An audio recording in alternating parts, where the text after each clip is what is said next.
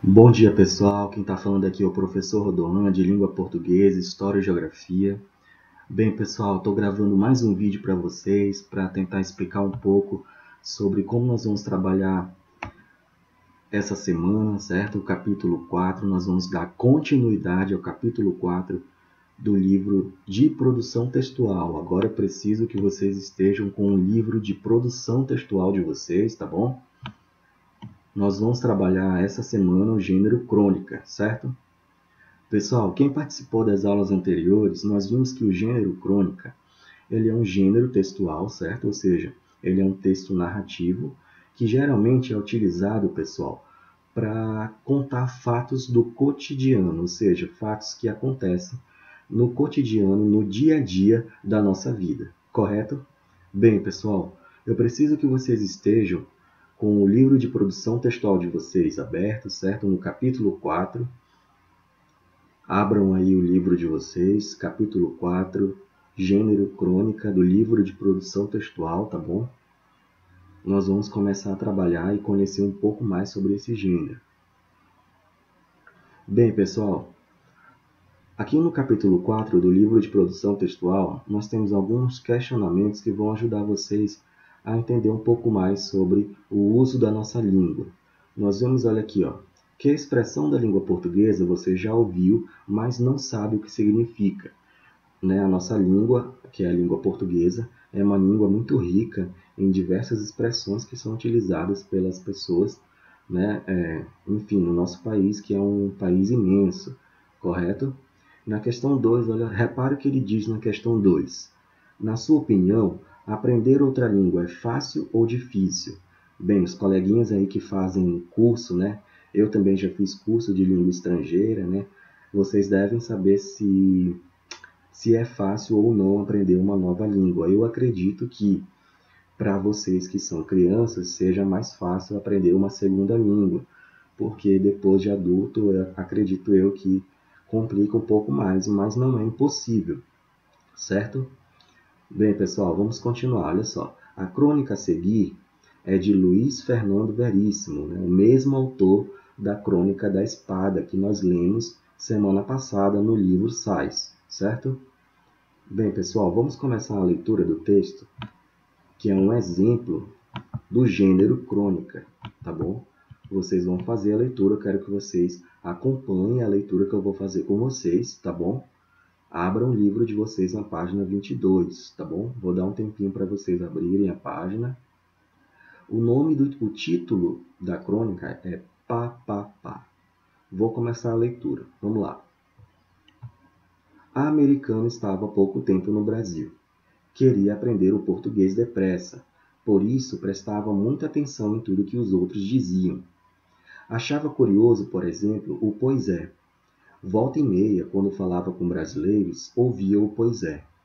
Era uma maneira tipicamente brasileira de não ficar quieto e ao mesmo tempo não dizer nada. Quando não sabia o que dizer, ou sabia, mas tinha preguiça, o brasileiro dizia pois é. Ela não aguentava mais o pois é. Também tinha dificuldade com o pois sim e o pois não. Mas o que ela não entendia mesmo era o pá, pá, pá. Qual o significado exato de pá, pá, pá? Como é? Pá, pá, pá. Pá e pá. Shovel.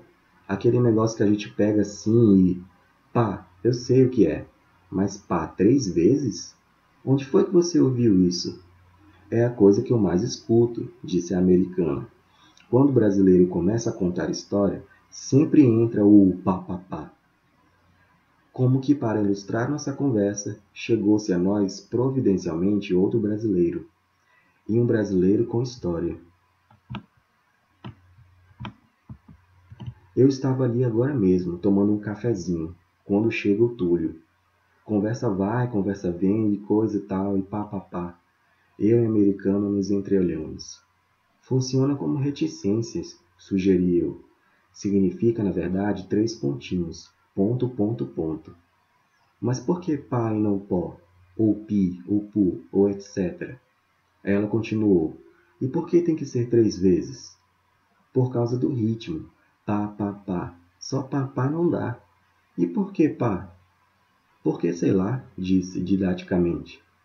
O outro continuava sua história. História de brasileiro não se interrompe facilmente.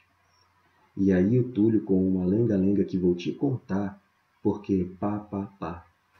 É uma expressão utilitária, intervim.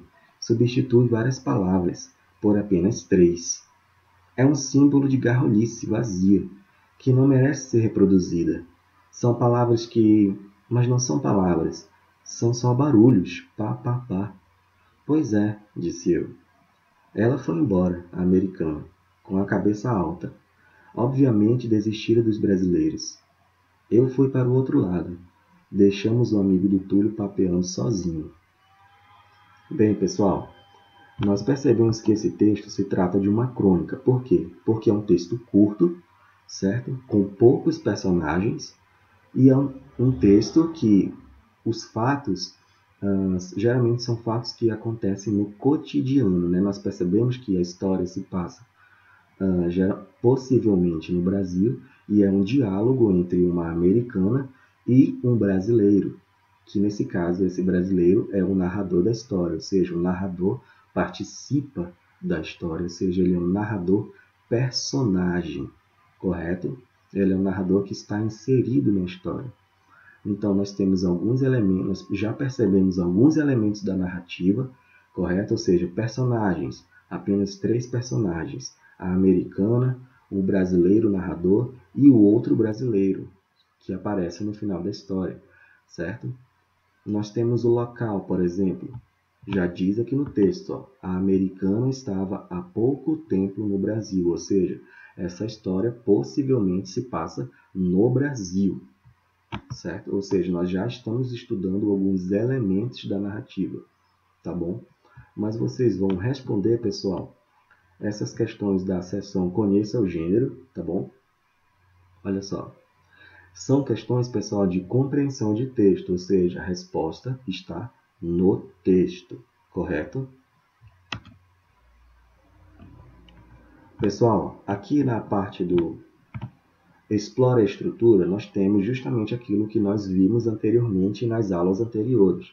Nós temos alguns elementos do texto, ou seja, nós temos os personagens. Quais são os personagens? A mulher americana, o rapaz que conta a história, ou seja, o narrador, e o rapaz que chega ao final da história. Quem é o narrador dessa história? É a pessoa que conta. No texto Papapá, o narrador também participa da história. Como eu disse anteriormente, ele é um narrador personagem, certo? Nós temos também o enredo. Semana passada eu disse para vocês que o enredo nada mais é do que os fatos que acontecem na história, certo? É o desenrolar da história. Que no caso dessa crônica que nós lemos é o diálogo entre a americana e o narrador brasileiro, certo?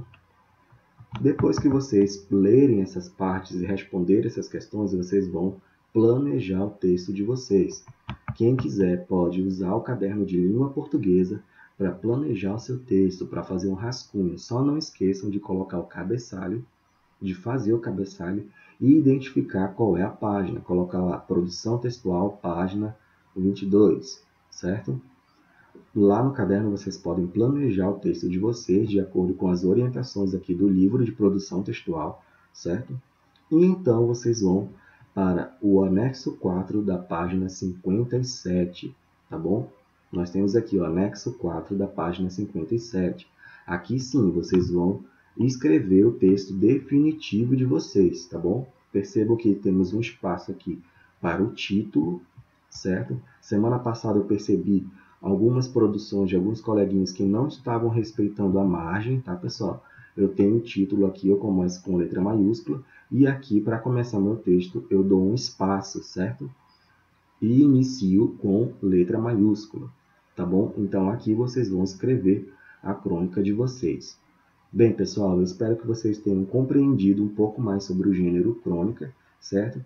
E sobre os elementos que compõem esse tipo de texto, esse gênero textual, tá bom? Não esqueçam, eu deixei aqui para o final, não esqueçam de acompanhar o roteiro de estudo de vocês, que já está disponível no Clipe Escola, tá bom? Aqui nós temos tudo que nós vamos trabalhar de língua portuguesa essa semana, nós teremos aula hoje, na segunda, na terça e na quarta, certo? Na terça-feira eu estou planejando uma aula ao vivo, uma aula de revisão de língua portuguesa para que possamos rever alguns conteúdos do capítulo 13 e do capítulo 4, né? Caso vocês tenham alguma dificuldade. Porque não se esqueçam que eu posso retirar o relatório de dificuldades lá da tarefa online, onde tem as questões que vocês possuem mais dificuldade, e aí nós podemos trabalhar em cima dessas dificuldades, dessas questões mais difíceis para vocês, correto? Bem, pessoal, eu espero que vocês tenham compreendido. Eu desejo bons estudos a vocês, tá bom? Muito obrigado aí pela atenção e até a próxima.